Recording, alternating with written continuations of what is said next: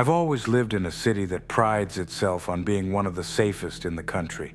Crime's practically non-existent, and the streets are so quiet at night that most people don't even think twice about walking around after dark.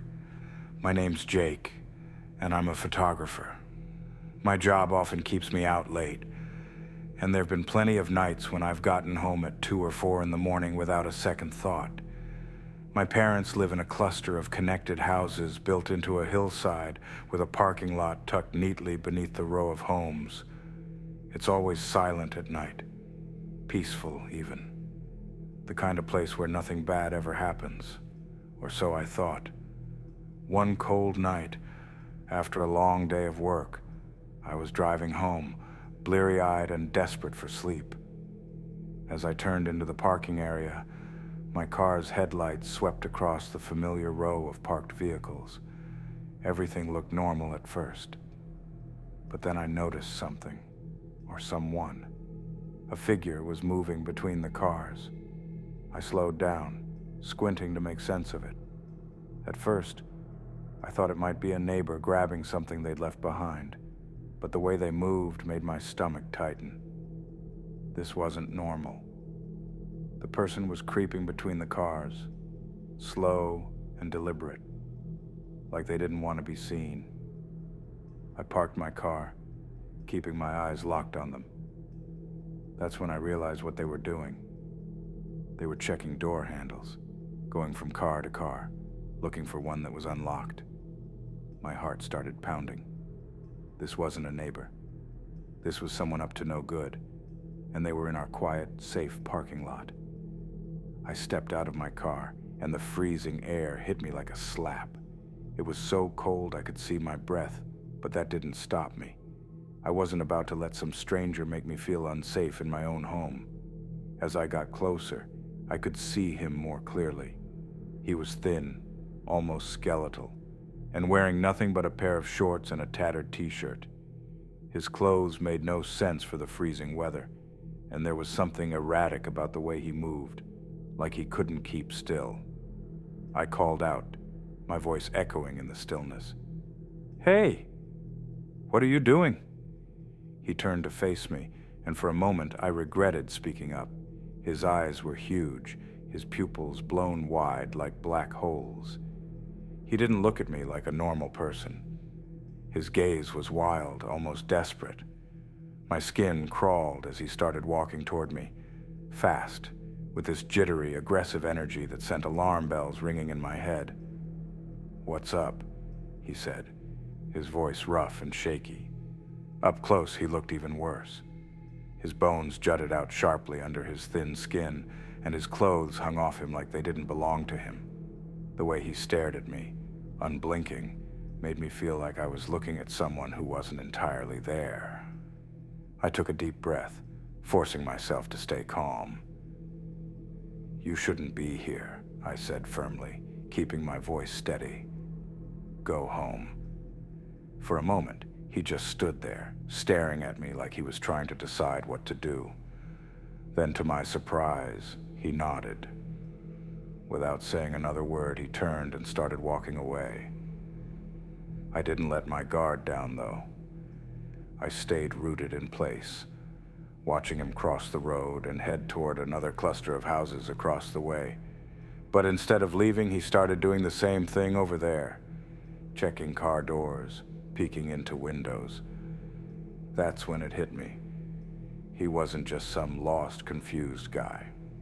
He was looking for trouble, and I couldn't just stand by and let him. My hands shook as I pulled out my phone and called the police. I explained everything to the dispatcher, my voice a little more frantic than I wanted it to be. She assured me officers were on their way, but every second felt like an eternity. I kept my eyes on the man the whole time, my heart pounding as I imagined all the things that could go wrong. Finally, I saw the red and blue lights cutting through the darkness.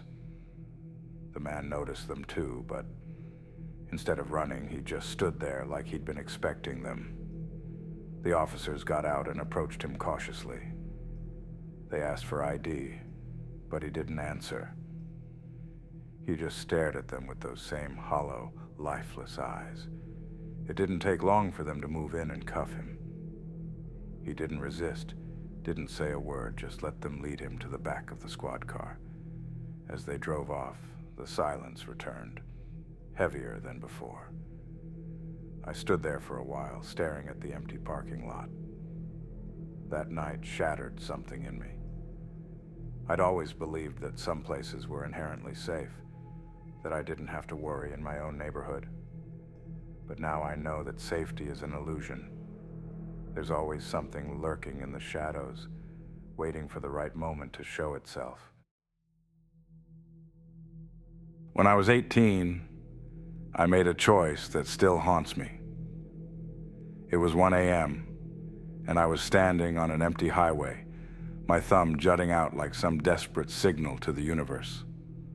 The road ahead stretched into blackness, endless and unforgiving, with nothing but the occasional whisper of wind to break the silence. My breath hung in the cold air, visible in wispy clouds, but I wasn't thinking about the chill. I just needed to get home. Earlier that night, I'd been at a friend's place, in a small town a good 50 miles away. We'd lost track of time, laughing and catching up, and when he offered his couch for the night, I'd brushed him off, confident I'd make it home without a hitch. Now, here I was, stranded, regretting every decision that brought me to this empty stretch of highway. Minutes ticked by, stretching into what felt like hours. The dark seemed to close in, pressing on me, and I started to wonder if anyone would even come down this road tonight. Just when I was about to give up and start walking, a pair of headlights appeared in the distance. Relief surged through me as the car slowed and pulled over. The driver rolled down the window and I caught sight of him. A frail old man with white hair like a halo under the dim dome light. His face was a road map of wrinkles, and his eyes were sharp, almost too sharp. "Need a ride?" he asked, his voice gravelly and low. I hesitated for just a moment, my instincts whispering caution. But the cold and the thought of being alone out there won me over. I nodded and climbed into the passenger seat. The old man smiled, revealing yellowed, uneven teeth, then eased the car back onto the road. At first we didn't talk. The car hummed along the empty highway, its headlights carving through the darkness. I stared out the window, watching the trees blur past, their shadows twisting and flickering in the beams of light. The silence was heavy, but not unbearable. After a while, he spoke. "Where are you headed?" His eyes stayed fixed on the road ahead. "Home," I said quietly. "It's about 30 miles from here." "Ah," he said, nodding slowly. "Living with your folks, huh?" I nodded, offering a polite, "Yeah." I didn't want to say much, but I also didn't want to seem rude. Something about him made me uneasy, though I couldn't quite put my finger on it. "You're a good kid," he said, his voice almost thoughtful.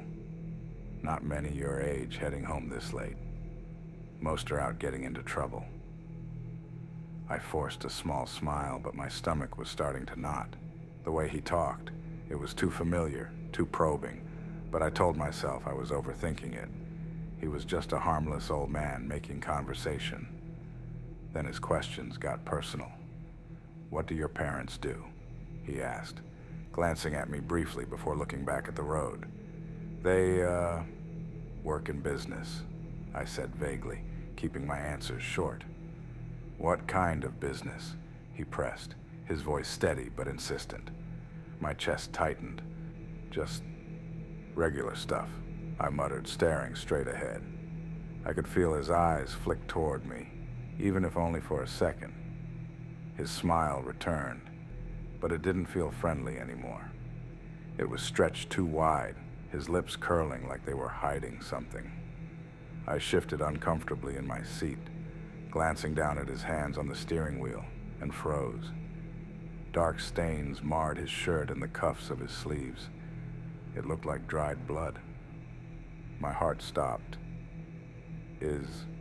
is that blood? I asked, my voice barely above a whisper. He didn't answer right away. The car continued down the highway, the engine humming steadily. Finally, he spoke, his tone disturbingly calm. It's not mine. A chill shot through me. My mind raced, piecing together possibilities I didn't want to believe. Who was this man? What had he done?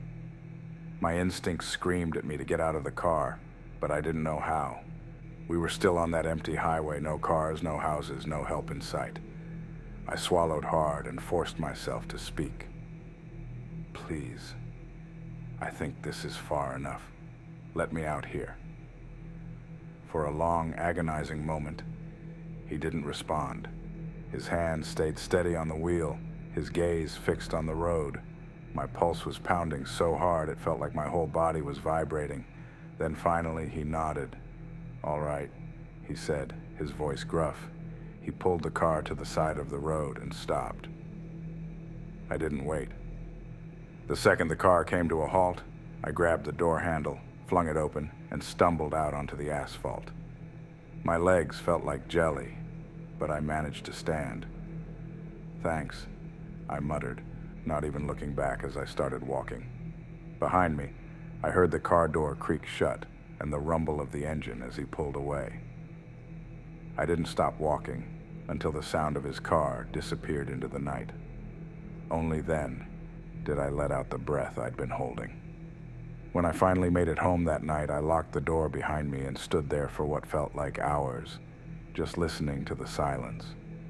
The fear didn't leave me, not for days, not for weeks. I couldn't shake the image. Hollywood can be eerie at night, but this particular evening felt downright sinister. The kind of cold that crept into your bones had settled over the city, and the streets, usually bursting with life, were unsettlingly empty.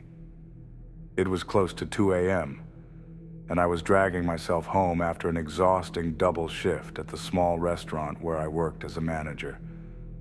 One of my co-workers had called out sick, leaving me to pick up the slack.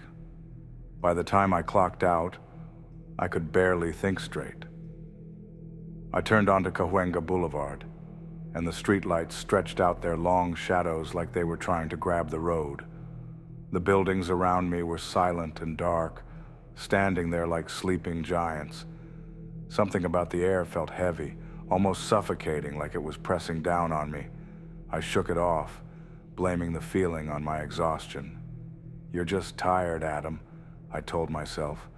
Don't go imagining things. When I approached the stop sign a few blocks from Hollywood Boulevard, I slowed down out of sheer habit. Normally, I knew this stretch of road like the back of my hand, but tonight, it felt different. The quiet wasn't peaceful. It was oppressive. All I could hear was my own engine purring softly, filling the silence. That's when I saw them. At first, it was just a flicker of movement from the corner of my eye. Then, like shadows coming to life, a group of men began stepping out from the edges of the street. They moved toward the crosswalk with this strange, unsettling calm, like they weren't in a rush, but had all the time in the world. There were at least 6 of them, all wearing dark clothes. My chest tightened, and my hands gripped the steering wheel like a lifeline. The dim light didn't let me make out their faces, but their movements spoke volumes, deliberate, predatory. They were spreading out across the road, slowly, as if to box me in. I wanted to move, to do something, but my body felt stuck, frozen in the driver's seat. My heart pounded so loudly it drowned out everything else. They got closer, closing the gap between us, and my pulse skyrocketed. Every instinct in my body screamed at me to react, but it felt like I was glued to the spot. Time warped, dragging each second into what felt like minutes. Then, like a lightning bolt hitting me, I slammed my foot down on the gas. The tires screeched as my car lunged forward, cutting through the stillness. I ran the stop sign without a second thought, the engine roaring as I sped through the intersection. In that fleeting moment, I caught a glimpse of their faces, twisted in fury, mouths moving as they shouted something I couldn't hear. They broke into a sprint, chasing after me, but I didn't dare look back. My entire focus was on getting out of there. The car tore down the street, the speedometer climbing as I blew past familiar landmarks. My hands were trembling on the wheel, and my chest felt like it might burst from how hard my heart was pounding. Adrenaline kept me sharp, but there was this icy fear gripping me that I couldn't shake, no matter how far I drove. I didn't ease off the gas until I was at least 10 blocks away. Even then, I couldn't stop checking my rearview mirror, expecting to see them running after me. But the streets were deserted, the same eerie emptiness as before. It was almost as if nothing had happened, except it had. The cold sweat soaking my shirt was proof enough. I finally pulled into a brightly lit parking lot, the fluorescent lights buzzing faintly overhead. My hands were shaking so badly it took me a moment to shut off the engine. I just sat there, gripping the steering wheel, trying to catch my breath. My thoughts raced back to the moment I'd seen them, the way they moved, how they seemed to appear out of nowhere, like they'd been lying in wait. The fear was suffocating, gnawing at the edges of my mind. What were they planning? Deep down, I already knew. They weren't there for small talk. They wanted something. Money, my car, maybe worse. And if I hadn't reacted when I did, no, I couldn't let myself finish that thought. When I finally made it back to my apartment and bolted the door behind me, I still didn't feel safe. My tiny one-bedroom felt like a thin layer of glass, separating me from whatever evil lurked outside. That night changed something in me. Now, every time I drive through that part of town, I can't help but feel my stomach tighten, a phantom reminder of how close I came to something unspeakable.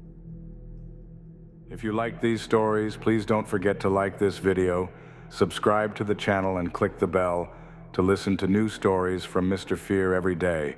Thank you for watching.